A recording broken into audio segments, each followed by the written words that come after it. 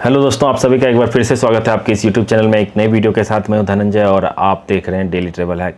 दोस्तों, कल शाम 7 बजे उड़ीसा के बालेश्वर डिस्ट्रिक्ट में एक भयंकर ट्रेन दुर्घटनाग्रस्त हुई है, जिसमें अब तक करीब 250 से ज़्यादा लोगों की जान चली गई है।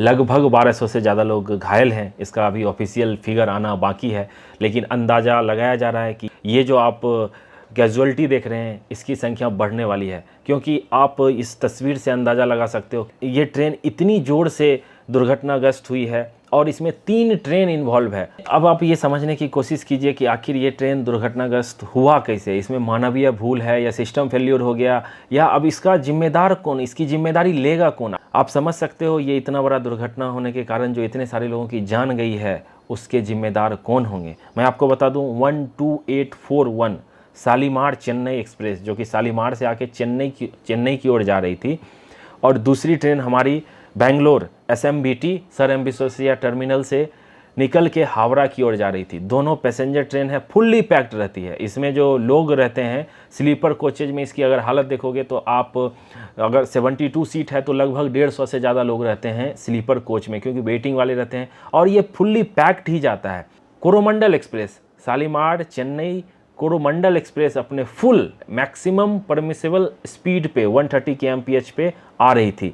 उससे पहले क्या हो गया था, जो हमारी SMBT बेंगलोर हावड़ा वाली जो ट्रेन है वो चल के जा रही थी और उसके 3 डब्बे पटरी से उतर गए थे और वो दूसरे ट्रैक को ऑब्स्टेकल कर रहे थे, और इसी दौरान एक मालगाड़ी उधर से गुजर रही थी, तो उस मालगाड़ी को रोक दिया गया था ताकि मालगाड़ी पैसेंजर ट्रेन से ना टकरा जाए।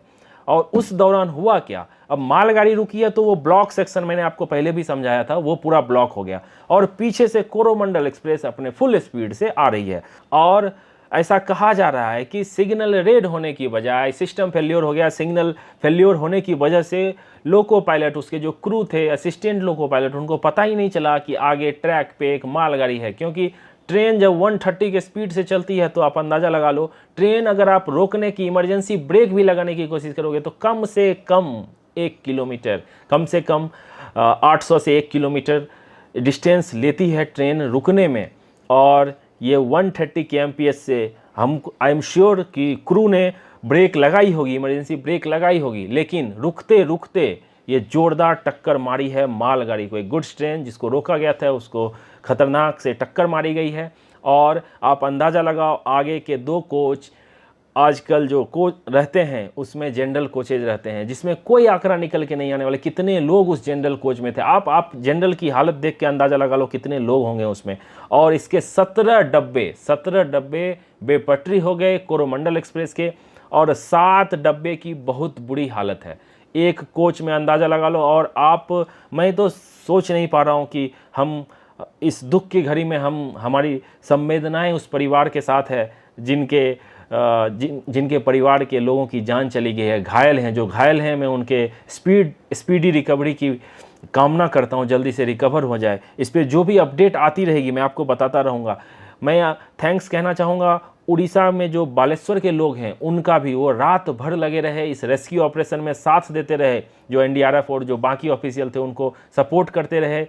हॉस्पिटल में लाइन लगी हुई है लोगों का ब्लड देने के लिए, वो अपना ब्लड देने के लिए, क्योंकि आपको पता है कितने अभी सारे अस्पताल पैक हो गए हैं। बहुत सारे लोगों को भुवनेश्वर, कटक रेफ़र किया जा रहा है। और ये रेल मंत्री हमारे अश्विनी वैष्णव साहब साइट पे पहुंचने वाले हैं, वो किसी भी समय पहुंच सकते हैं। और ये टोल जो है, ये जो आंकड़ा है, ये धीरे धीरे बढ़ता ही जा रहा है और ये भयानक होता जा रहा है। इतिहास में, रेलवे के इतिहास में ये सबसे बड़ी दुर्घटना हो सकती है। मैं आपको बता दूं, आज अभी हाल फिलहाल में ये दुर्घटना इतनी बढ़ क्यों रही है। अभी बात की जा रही थी जो कवच सिस्टम रहेगा, अगर कवच लगा रहेगा ट्रेन में तो आमने सामने अगर ट्रेन रही या एक ही ट्रैक पे रही तो अचानक उसमें ब्रेक लग जाएगी, डिस्टेंस पे ही ब्रेक लग जाएगी और कोई दुर्घटना नहीं हो सकता है। तो ये सिस्टम आने में अभी बहुत टाइम लगने वाला है। कुछ ट्रेनों में ये लगाया गया है, लेकिन इसको सारी जगह इंप्लीमेंट करने में बहुत टाइम लगने वाला है। एक अच्छी बात इसमें लोग कह रहे हैं, जो ये LHB वाली कोच थी जिसके कपलिंग सिस्टम काफ़ी अच्छे होते हैं, लेकिन फिर भी सोचो ये जो विजुअल देख के आप अंदाज़ा लगाओ कि कितना भयंकर घटना हुई है। हमारी SMBT हावड़ा वाली जो ट्रेन थी जो डिरेल हो गई थी, तो उसके साइड में भी साइड कोलाइड हो गई, क्योंकि मालगाड़ी में टक्कर मारी, उसके बाद ट्रेन बेपटरी हुई और साइड में वो ट्रेन भी थी, उसमें जाके टकराई है। तो ये काफ़ी भयंकर हादसा है। इसमें कहा जा रहा है इनके क्रू की जान चली गई है, लेकिन एक कुछ लोग कह रहे हैं कि LAP शायद सरवाइव कर गए हैं। वो काफ़ी क्रिटिकल कंडीशन में घायल थे, 130 में टक्कर मारी है। आप सोचो, अंदाज़ा लगाओ, आप ट्रेन से कूद भी नहीं सकते हो, कुछ नहीं कर सकते हो। इसमें क्रू की जान गई है। इसमें रेलवे की लापरवाही मैं कह सकता हूँ, सिस्टम फेल्योर या जो भी हो, इसमें उच्च स्तरीय जांच बैठेगी। और मैं आपको बता दूं, जांच तो बैठती है, लेकिन जो इसका रिपोर्ट निकल के आता है वो नहीं पता चल पाता है पब्लिक को। मैं आपको जितनी भी हादसा हुई है, जितनी भी दुर्घटनाएं हुई है, मैं उसका रिपोर्ट निकाल के आपको सारे दुर्घटना का डिटेल बताने की कोशिश करूंगा आगे आने वाली वीडियो में। इसमें टाइम लगता है, रिसर्च लगता है और सही जानकारी देनी पड़ती है। ऐसा नहीं है कुछ भी बोल के मैं आपको बता दूंगा। जो एक्चुअल फैक्ट है, जो मुझे अभी तक जानकारी मिली है, मैं वही आपको देने की कोशिश करूंगा।